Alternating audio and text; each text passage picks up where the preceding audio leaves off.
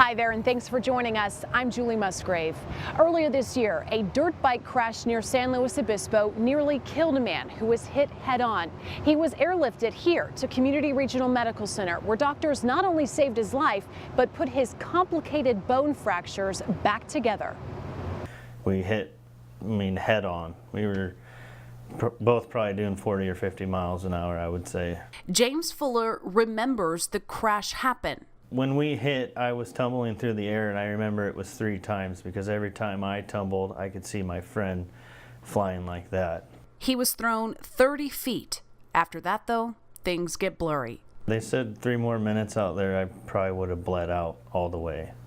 James had broken his leg and his pelvis in 2. He required 5 blood transfusions.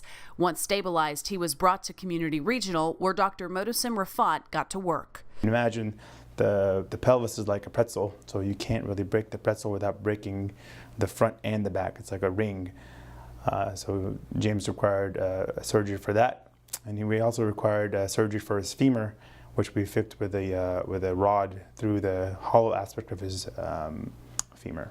Dr. Rafat says if unfixed, James's injuries remained life-threatening. He needed 2 surgeries, one for the pelvis and one for his femur. I woke up 8 or 10 hours later, and they said that they fixed me up with some bolts and some pins and some screws, and I was off to recovery. Now, just a few months later, James is still healing, but he's walking, something that seems impossible considering where he was a short time ago.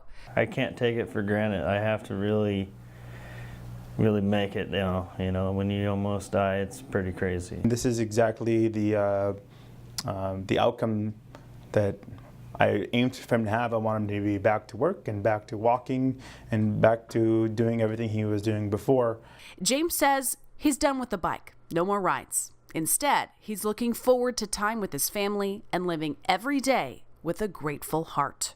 Cherish your life, because one day in a second it could be gone.